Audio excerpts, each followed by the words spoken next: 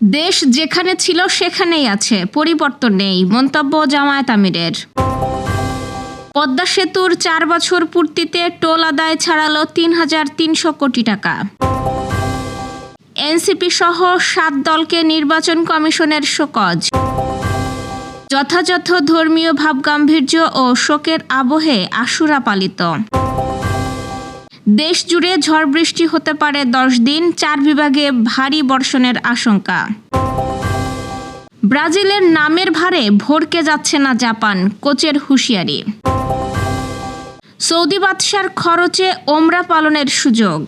দর্শক, শুনছিলেন দিনের খবরের প্রধান শিরোনাম, এবার বিস্তারিত।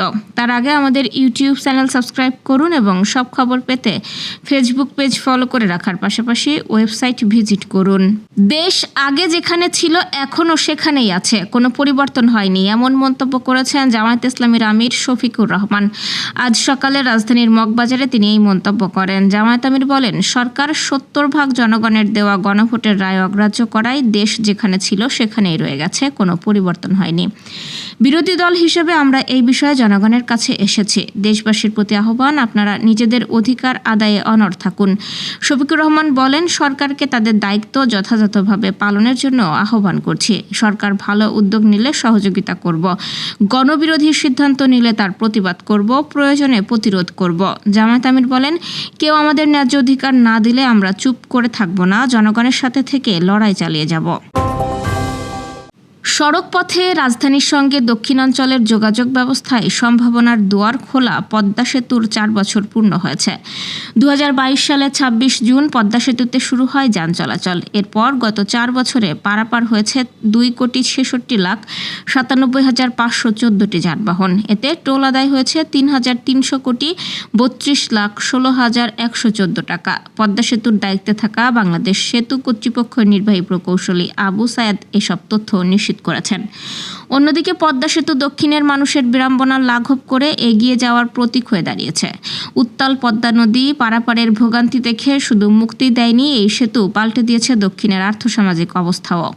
উৎপাদিত কৃষিপণ্য বাজারজাত, শিল্প কারখানা, ব্যবসা বাণিজ্যে ও যুগান্তকারী পরিবর্তনের ফলে খুলে গেছে সম্ভাবনার নতুন দুয়ার। বর্তমানে সেতুর উপর তলায় সড়ক পথে চলছে বিভিন্ন যানবাহন আর নিচ দিয়ে ছুটছে ট্রেন। রাত দিন দ্রুত বেগে পদ্মার উপর দিয়ে চলছে ট্রেন ও সড়ক পথের যাত্রা। 2022 সালের 25শে জুন প্রমত্তা পদ্মা নদীর বুকে চালু হয় 6.15 কিলোমিটার দৈর্ঘ্যের দেশের অন্যতম বৃহৎ পদ্মা বহুমুখী সেতু প্রকল্পটি। প্রকল্পের সর্বশেষ প্রাক্কলিত ব্যয় ছিল 32,605 কোটি 52 লাখ টাকা। ব্যয় সংকোচন নীতি অবলম্বন করে সর্বশেষ চূড়ান্ত ব্যয় দাঁড়িয়েছে 30,770 কোটি 14 লাখ টাকা। এই প্রকল্পে প্রায় 1,825 কোটি টাকা সাশ্রয় হয়েছে। এর মধ্যে 300 কোটি টাকা অনুদান দেওয়া হয়েছে, বাকি 29,893 কোটি 38 লাখ টাকা ঋণ হিসেবে দিয়েছে অর্থ বিভাগ। ঋণ চুক্তি অনুযায়ী 1% সুদসহ 35 বছরের ঋণের টাকা ফেরত দেবে বাংলাদেশ সেতু কর্তৃপক্ষ। ঋণ পরিশোধের শিডিউল অনুযায়ী প্রতি বছরে 4টি কিস্তি করে সর্বমোট 140টি কিস্তিতে সুদ আসল পরিশোধ করতে হবে। চুক্তি অনুযায়ী 2022-23 অর্থবছর থেকে সেতুটির ঋণ পরিশোধ শুরু হয়েছে এবং এই ঋণ পরিশোধের জন্য 2056 থেকে 57 অর্থবছর পর্যন্ত সময় পাবে। ত্রয়োদশ জাতীয় সংসদ নির্বাচনের ব্যয়ের বিবরণী নির্ধারিত সময়ের মধ্যে জমা না দেওয়ায় জাতীয় নাগরিক পার্টি সহ 7টি রাজনৈতিক দলকে কারণ দর্শানোর নোটিশ দিয়েছে নির্বাচন কমিশন। দল 7টি হলো জাতীয় নাগরিক পার্টি, বাংলাদেশ জাতীয় পার্টি, বাংলাদেশ মুসলিম লীগ, বাংলাদেশ কল্যাণ পার্টি, আমার বাংলাদেশ পার্টি, জাতীয়তাবাদী গণতান্ত্রিক আন্দোলন এবং আম জনতার দল। বৃহস্পতিবার ইসির উপসচিব মোহাম্মদ মনির হোসেন এই তথ্য জানিয়েছেন। তিনি বলেন, এই সংক্রান্ত আলাদা আলাদা চিঠি সংশ্লিষ্ট 7টি দলকে পাঠানো হয়েছে। নোটিশে জানতে চাওয়া হয়েছে কেন 10,000 টাকা জরিমানা সহ ব্যয়ের হিসাব জমা দেওয়ার নির্দেশ দেওয়া হবে না। এই বিষয়ে অনতিবিলম্বে নির্বাচন কমিশন সচিবালয়ের সিনিয়র সচিবের কাছে লিখিত জবাব দিতে বলা হয়েছে। আজ হিজরি 1448 সনের 10 মুহররম। বিশ্বের অন্যান্য দেশের মতো বাংলাদেশেও যথাযথ ধর্মীয় ভাবগাম্ভীর্য ও শোকের আবহে আশুরা পালিত হচ্ছে। মুসলমানদের কাছে আজকের দিনটি অতি গুরুত্বপূর্ণ ও তাৎপর্যময়। হিজরি ৬০ মতান্তরে ৬১ সনের ১০ মহররম কারবালা প্রান্তরে ধর্মদ্রোহী ও বিশ্বাসঘাতক এজিদ বাহিনীর হাতে শহীদ হন রাসূল হজরত মুহাম্মদ সাল্লাল্লাহু আলাইহি ওয়াসাল্লাম এর দৌহিত্র হজরত ইমাম হুসাইন রাদিয়াল্লাহু আনহু সহ তার পরিবারের সদস্য এবং সঙ্গীরা। যথাযোগ্য মর্যাদায় দিনটি পালনে সরকারি ও বেসরকারিভাবে নানা কর্মসূচি পালিত হচ্ছে। যশোরের শিয়া সম্প্রদায়ের উদ্যোগে শোক র্যালি হয়েছে। শহরের কেন্দ্রীয় ঈদগাহ ময়দান থেকে শুরু হয়ে মিছিলটি মুরলী মোড়স্থ ইমামবাড়ায় গিয়ে শেষ হয়। এতে অসংখ্য শিয়া মুসলিম অংশ নেন। পুরো কর্মসূচি ধর্মীয় ভাবগাম্ভীর্য ও শান্তিপূর্ণ পরিবেশে সম্পন্ন হয়। প্রশাসনের পক্ষ থেকে ছিল কঠোর নিরাপত্তা ব্যবস্থা।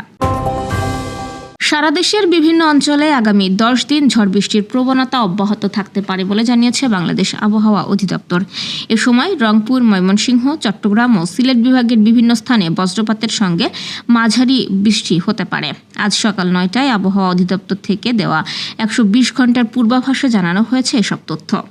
আগামীকাল শনিবার সকাল 9টার মধ্যেই রংপুর, ময়মনসিংহ, চট্টগ্রাম ও সিলেট বিভাগের অনেক জায়গায় এবং রাজশাহী, ঢাকা, খুলনা ও বরিশাল বিভাগের কিছু কিছু জায়গায় অস্থায়ীভাবে ঝোড়ো হাওয়া সহ হালকা থেকে মাঝারি ধরনের বৃষ্টি বা বজ্রসহ বৃষ্টি হতে পারে। একই সঙ্গে রংপুর, ময়মনসিংহ, চট্টগ্রাম ও সিলেট বিভাগের কোথাও কোথাও মাঝারি ধরনের ভারী থেকে ভারী বর্ষণ হতে পারে। এছাড়া বর্ধিত 5 দিনেও বৃষ্টিপাতের এমন প্রবণতা অব্যাহত থাকতে পারে বলে জানিয়েছে আবহাওয়া অধিদপ্তর। বিশ্বকাপের নকআউট পর্ব নিশ্চিত করার পর এশিয়ান পরাশক্তি জাপানের সামনে এখন কঠিন সমীকরণ। শেষ 32-এর ব্লকবাস্টার ম্যাচে ব্লু সামুরাইদের লড়তে হবে 5 বারের বিশ্ব চ্যাম্পিয়ন ব্রাজিলের বিপক্ষে। তবে সেলেসাওদের নামের ভারে মোটেও ভড়কে যেতে রাজি নন জাপান। বরং বিশ্বমঞ্চে ব্রাজিলকে হারিয়ে দেওয়ারই হুঙ্কার দিয়ে রাখলেন জাপানি কোচ হাজিমে মোরিয়াসো। ডালাসে শুক্রবার ভোরে সুইডেনের সঙ্গে 1-1 গোলে ড্র করে এফ গ্রুপের রানার-আপ হিসেবে পরের রাউন্ডে নিশ্চিত করেছে জাপান। অন্যদিকে সি গ্রুপ চ্যাম্পিয়ন হয়ে শেষ 32-এ এসেছে ব্রাজিল।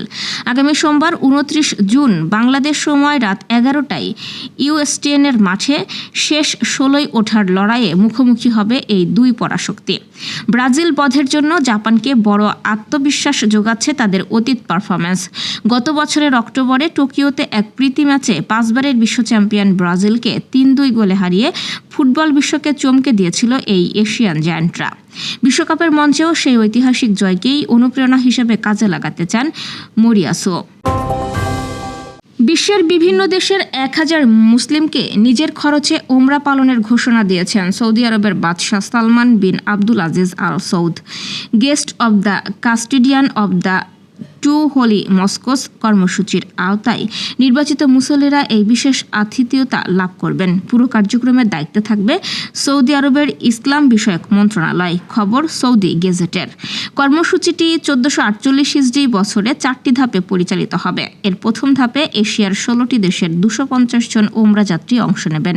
দেশগুলো হলো Indonesia, Timor Leste, Philippines, Malaysia, Cambodia, Thailand, Vietnam, Myanmar, Laos, Singapore, চীন, জাপান, দক্ষিণ কোরিয়া, হংকং, তাইওয়ান এবং মঙ্গোলিয়া। দর্শক, এ ছিল দুপুরের আয়োজন। সন্ধ্যার খবর দেখার আমন্ত্রণ রইল। এতক্ষণ সাথে থাকার জন্য ধন্যবাদ।